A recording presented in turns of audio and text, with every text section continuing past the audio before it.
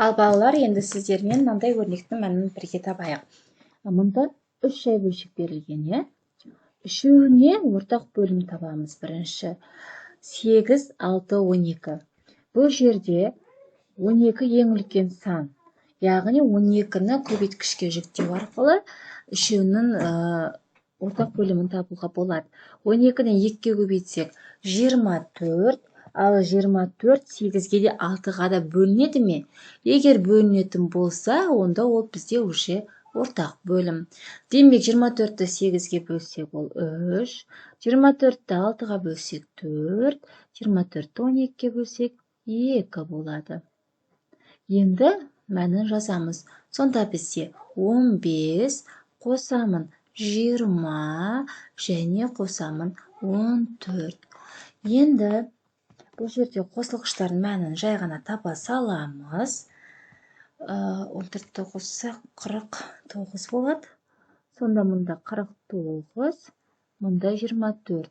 Бізде бұрыс бөлшек шығып қалғандықтан оны жай бөлшекке, яғни аралас санға айналдырамыз. Сонда 2 бүтін 48 бір қалдық қалады. Қалдықты алымына жазамыз.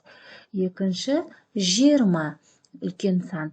20 5-ке де 4-ке де бөлініп тұрғандықтан автоматты түрде ол бізде жай ортақ бөлім болады. 20-ны 4-ке бөлсек 5, мұнда 4, мұнда 1. Сонда 15 қосамын 16, қосамын 1. Жауап 31, 32 болады, алымы. Бөлімі 20. Сонда бұрыс бөлшекті аралас санға айналдырамыз. 20-дан 12 деген. Ары қарап қысқартсаңыздар да өз еріктеріңіз. Келесі 9. Бұл жерде 9-ды көбейту арқылы білетін боламыз. Демек,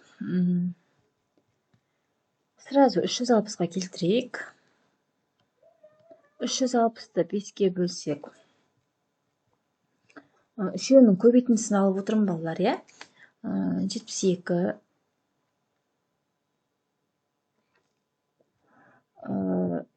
Жоқ, бұл жерде 360-дан да кіші санды алуға болмайды, я? Онда дұрыс.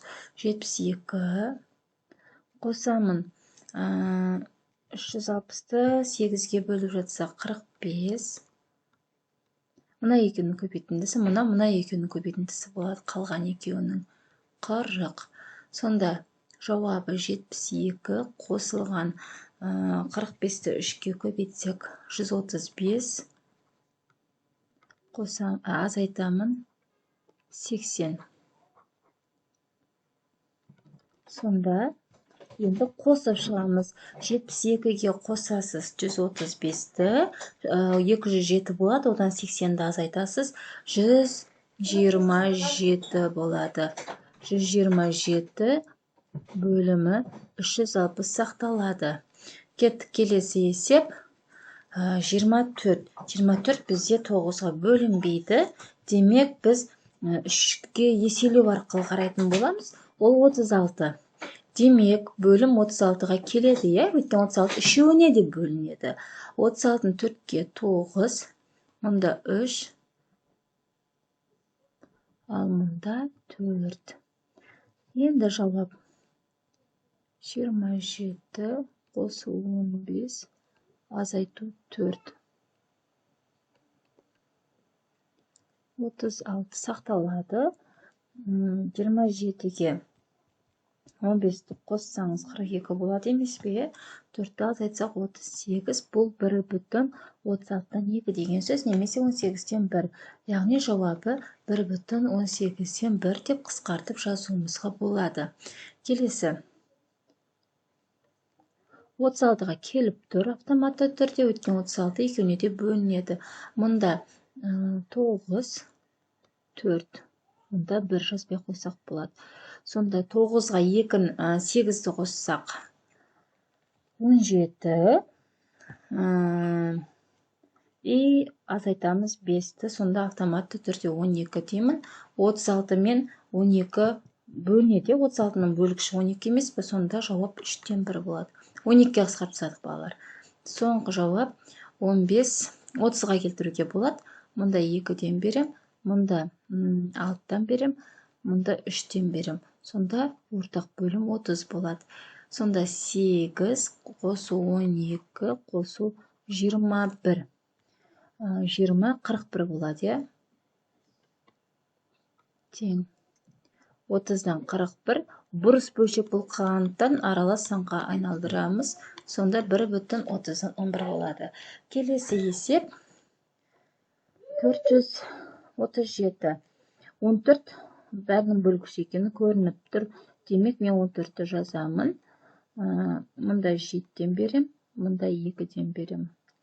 7, 8, 15, 15-тен 3-ті алсақ 12.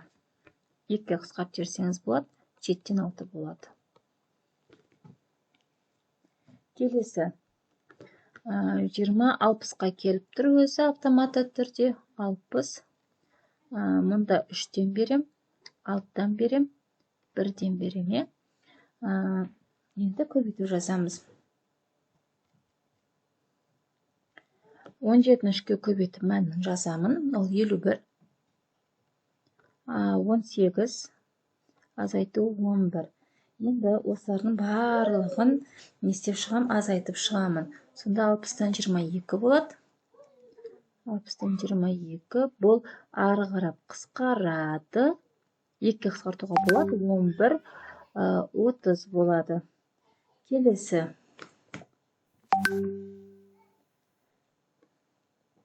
Так, келесі.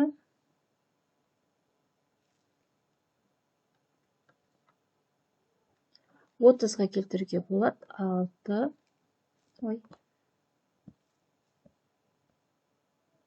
6, 2, 1. Демек, 30. 6-тан 4-ті азайтамын. 2, 2-ге 1-ді қосам. 3. Бұл деген сөз 10-нан 1 деген сөз. Келесі 40-қа келтіруге болады. 2, 4, 1. 6 қосу 28 азайту 3 бөлімі 40. Демек 28 қосу 6. 28-ге 6-ны қоссақ 34 болады. Одан 3-ті алатын болсақ 31 болады. Сонда 40-тан 31 болады. Келесі есеп. Так, 40-қа келтіруге болады мұнада. Мұндан 4-ден берем. Мұнда 2-ден берем, 1-ден берем. 4, 14, 18. Мына жер 18. 18-ден 2-ні алсақ 16. 4-ге қысқарт жерге болады. Сонда мұнда 4, мұнда 10 болады. 4-ге қысқарттық, алымында бөлімінде 4-ге бөлдік. Мұнда 40-қа келтіруге болады. 10 және 2. Сонда 9 қосылған 30 қосылған 19-ға. Так. 38 бола ма? 38 болады. Тең мәнін табамыз. 38-ге 30-ды және 39-ды қосқанда 77 болады.